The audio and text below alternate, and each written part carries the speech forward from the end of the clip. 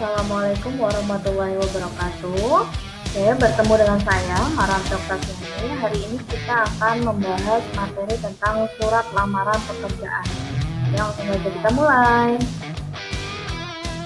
Di dalam surat lamaran pekerjaan, ada struktur surat yang akan kita bahas. Ada 6 struktur dalam surat lamaran pekerjaan. Pertama, tempat dan tanggal. Kedua, lampiran dan perihal. Ketiga, alamat surat. 4, salam pembuka. 5, isi. Dan ke-6, penutup. Yang pertama, ada tempat dan tanggal. Dalam penulisan tempat dan tanggal, itu diletakkan di pojok kanan atas tanpa titik di akhir. Oke, karena bukan merupakan suatu kalimat, jadi tanpa menggunakan titik di akhir. Yang kedua, ada lampiran dan perihal. Kata lampiran dan perihal itu tidak boleh disingkat seperti menjadi lam titik atau hal titik. Lalu juga angka dalam kolom lampiran itu ditulis menggunakan huruf, bukan menggunakan angka. Selanjutnya ada alamat surat. Dalam menulis alamat surat yang diperhatikan adalah yang pertama, tidak menggunakan kata kepada.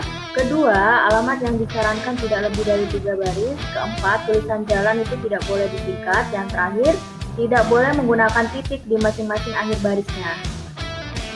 Selanjutnya, ada penulisan salam pembuka. Yang pertama, setelah kata dengan hormat, itu harus menggunakan tanda baca koma. Lalu yang kedua, kata dengan hormat sebaiknya dapat dijadikan satu dengan kalimat selanjutnya. Struktur selanjutnya ada isi. Dalam isi terdapat yang pertama, identitas, yaitu suatu keterangan berupa nama, tempat tanggal lahir, alamat, pendidikan terakhir, dan dapat ditambah lagi sesuai dengan yang diharapkan oleh perusahaan. Di dalam isi juga terdapat lampiran. Dalam lamaran pekerjaan, terdapat beberapa lampiran tentang syarat yang diminta oleh instansi yang membutuhkan karyawan. Dalam penulisan di akhir kalimat itu diberi tanda titik. Di dalam isi juga terdapat maksud dan tujuan dari pengiriman surat lamaran pekerjaan. Itu adalah suatu keterangan tentang alasan pengiriman atau pelamaran pekerjaan menulis surat itu. Dan juga maksud dan tujuan untuk melamar posisi di bagian apa. Yang terakhir ada penutup.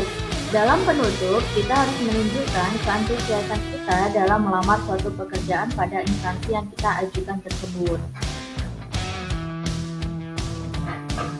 Berdasarkan jenis pembuatannya, surat lamaran pekerjaan dapat dikelompokkan ke dalam 2 jenis. Yang pertama, surat lamaran pekerjaan yang digabungkan dengan riwayat hidup.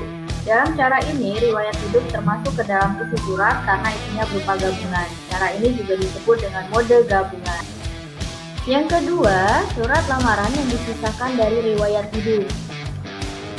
Surat lamaran pekerjaan dapat ditulis berdasarkan sumber informasi di media massa, informasi dari seseorang, atau juga bisa berdasarkan dari pengumuman permintaan suatu instansi dan juga dari inisiatif diri sendiri.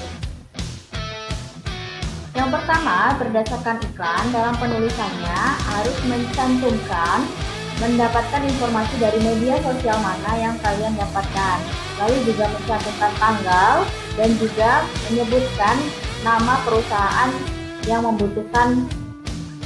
Yang kedua, mendapatkan informasi dari seseorang, berarti di dalam surat lamaran pekerjaan tersebut dicantumkan nama orang yang memberikan informasi tentang pekerjaan tersebut.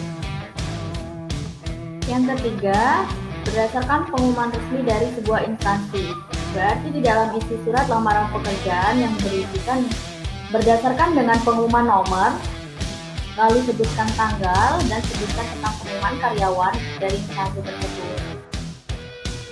Selanjutnya, yang harus diperhatikan dalam membuat surat lamaran pekerjaan adalah yang pertama, menggunakan bentuk surat yang standar. Kedua, menggunakan bahasa yang baik dan benar. Ketiga, tulisan harus bersih dan mudah dibaca. Keempat, melengkapi bagian-bagian surat dengan norma bahasa surat. Yang terakhir adalah menggunakan kata-kata yang sopan. Itulah tadi materi kita hari ini tentang surat lamaran.